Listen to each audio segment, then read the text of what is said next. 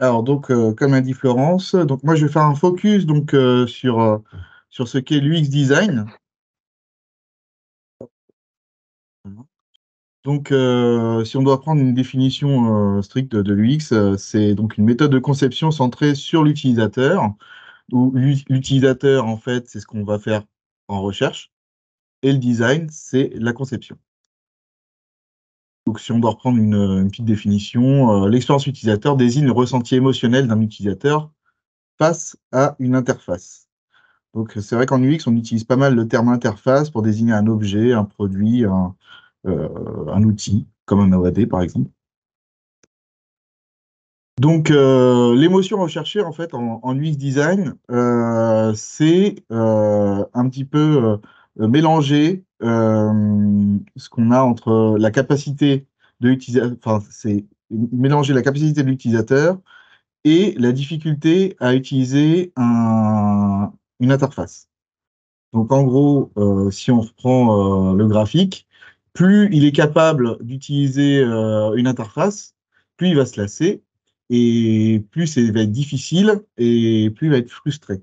Donc, ce qu'on va rechercher en fait en UX, c'est le couloir qu'on voit au centre, c'est ce qu'on appelle littéralement le flow, le flux en anglais, et donc on va essayer d'immerger complètement la personne dans un état maximal de concentration.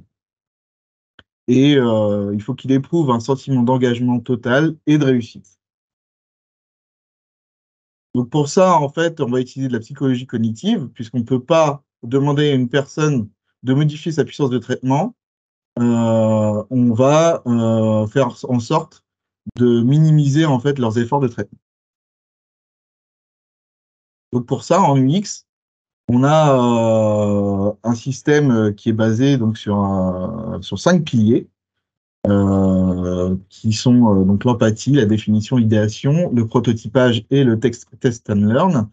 Donc, si je dois expliciter en fait chaque pilier, donc l'empathie, c'est mettre l'utilisateur, se mettre à la place de l'utilisateur et essayer de comprendre ses besoins en s'appuyant sur les données qualitatives et quantitatives à propos de leur mode de vie, leurs pensées, leurs sentiments et leurs avis.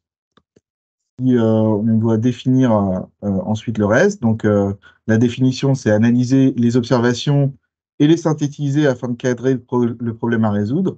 Donc, il doit être clair, réalisable et centré sur les besoins de l'utilisateur. L'idéation, c'est générer des idées innovantes pour dresser la problématique identifiée. Donc, prioriser les idées en fonction de leurs impacts et leur facilité d'implémentation. Prototyper, c'est concrétiser les idées générées et produire un support interactif pour les tests.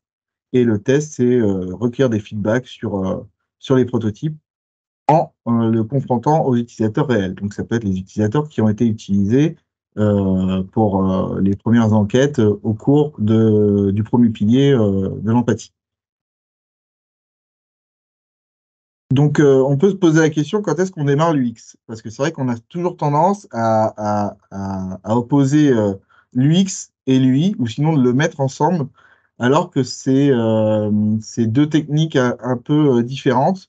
L'UX, ça va être le processus global qui va être utilisé pour, euh, pour mettre en avant en fait l'utilisateur. Et lui, c'est ce qu'on appelle, en tout cas ce qu'on a appelé jusqu'à présent, le web design. Donc là, je vais vous parler plus précisément donc, de l'UX. Et l'UX va nous permettre finalement de co-construire une interface en remettant en cause sa propre vision. Je vais m'expliquer. Concrètement, en fait, ça consiste en quoi? Donc d'abord, on va faire une recherche utilisateur. Euh, donc via des enquêtes, des interviews, des focus group, des entretiens, via les données qu'on a pu obtenir, soit sur d'anciennes versions d'applications, soit justement sur ce qu'on a vu juste avant, les données d'élevage qu'on a pu récupérer. Ensuite, grâce à cela, on va pouvoir définir un persona. Donc, c'est un profil fictif mais détaillé d'un utilisateur type ou d'un segment de clientèle. Donc, ce profil est généralement basé sur des recherches, donc c'est qu'on a fait avant, et inclut des détails tels que ses comportements, ses objectifs, ses motivations et les contextes d'utilisation. Ensuite, avec toutes ces données, on va pouvoir définir une User Journey Map. Donc, c'est un outil de visualisation qui représente le parcours d'un utilisateur lors de son interaction avec une interface. Donc, elle décrit les différentes étapes que l'utilisateur traverse depuis une première prise de conscience jusqu'à son engagement final, en passant par une décision d'achat, par exemple pour un e-commerce. Donc, l'objectif de ce User Journey Map, c'est d'identifier les opportunités d'amélioration et de l'expérience utilisateur. Donc ensuite, en UX, on va faire ce qu'on appelle des wireframes. Donc, soit à partir à main levée, donc from scratch, à partir de rien, établir un brouillon à main levée et l'améliorer après sur des outils.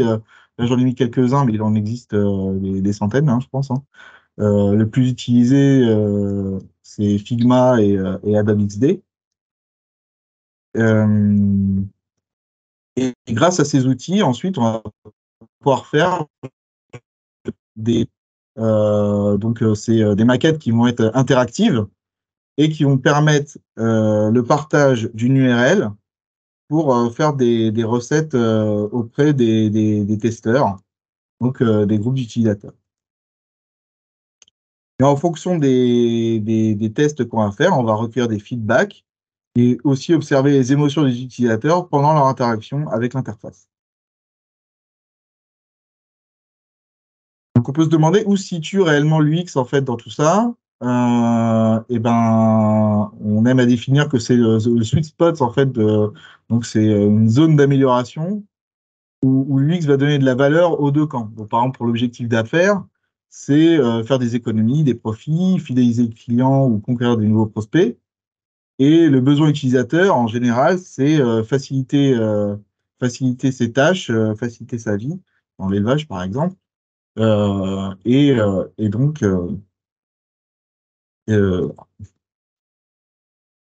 donc, euh, là, j'ai fait un petit cas d'usage fictif pour reprendre un peu le fil rouge en fait du webinaire. Euh, donc, on s'imagine être dans une entreprise d'élevage porcin et on veut créer une application qui a pour but de gérer une alimentation multifâche chez la truie gestante. Donc, l'objectif d'affaires, c'est de fidéliser des éleveurs, des techniciens, des groupements ou des chercheurs et recueillir des nouvelles données pour proposer d'autres applications par la suite, justement, et ou conquérir des nouveaux prospects. Alors, dans ce premier cahier des charges pour cette étude UX, on avait, toujours fictif, hein, en besoin utilisateur de comprendre, en fait, on a besoin que l'utilisateur comprenne et analyse les données d'une alimentation par phase. Donc, la première cible qui a été proposée par l'entreprise, c'est donc ce qu'on appelle un proto-persona. Donc, c'est juste avant le persona, c'est-à-dire c'est selon les données de l'entreprise.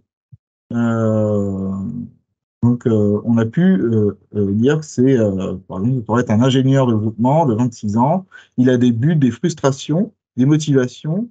On connaît un peu plus sa personnalité. Alors, il y a d'autres moyens aussi de définir un petit peu ce proto-persona. C'est de l'identifier aussi sur des réseaux sociaux et de connaître un peu plus sa vie. C'est pour ça qu'on parle de bio et scénario justement sur sa vie. Donc pour améliorer en fait ce persona, on va utiliser des nombreux outils pour entrer en empathie avec les utilisateurs. Donc on parlait d'enquête, il y a les interviews, il y a donc tout ce qui est données analytiques, donc les métriques, donc tout ce qu'on peut avoir recueilli sur Google Analytics par exemple. Donc ça, c'est des données qui viennent qui viennent par exemple des cookies des utilisateurs, et ça peut être aussi sur des logs via Matomo, par exemple, sur un autre type d'outil. Euh, donc, ce que nous enseigne en fait, du coup, ces premières analyses, on a pu affiner le persona principal. Donc, on n'est plus sur un ingénieur de groupement, par exemple, on serait sur un éleveur de porc. On a pu affiner le besoin. Donc, l'éleveur, en fait, lui, il veut connaître ses besoins en aliments en fonction des semaines de gestation et il voudrait que ça soit interopérable avec une balance connectée. Et aussi, il voudrait connaître, par exemple, à quelle date se terminent les différents régimes. Donc, il voudrait qu'il y ait sur son application un système de notification, par exemple. Ensuite, on va essayer d'affiner l'interface. C'est-à-dire, ça ne sert à rien de faire une application iOS, donc Apple, si on a une majorité d'éleveurs qui sont sous Android. Donc pour ça, on va plutôt s'orienter, on va essayer de connaître un petit peu sa navigation sur ses téléphones. Et, voilà. Et aussi, donc, du coup, vu qu'on a fait on a un petit peu regardé ses besoins, il va falloir transmettre aussi dans le cahier des charges euh, les fonctionnalités avancées comme se connecter avec un équipementier de balance connectée. Donc, comme quoi, en fait, l'interaction avec l'utilisateur peut faire aussi évoluer, donc, du coup, le cahier des charges. Donc, maintenant, on a un suite à ça, on a un nouveau persona, donc, qui est David Dupont, 46 ans, éleveur de porc, comme j'ai précisé un petit peu auparavant. Donc ensuite, on va réaliser un premier design, donc comme je disais, from scratch, et à main levée, on va le valider avec l'utilisateur, et ça va donner une maquette un peu plus aboutie ensuite sur l'application, qui va nous permettre de faire des tests justement sur les utilisateurs, faire d'abord un premier travail de prototypage, donc qui va nous permettre de faire des interactions entre, par exemple, des boutons, des cases à cocher. Là, on voit l'exemple justement comment se réalisent toutes ces interactions sur Figma, par exemple.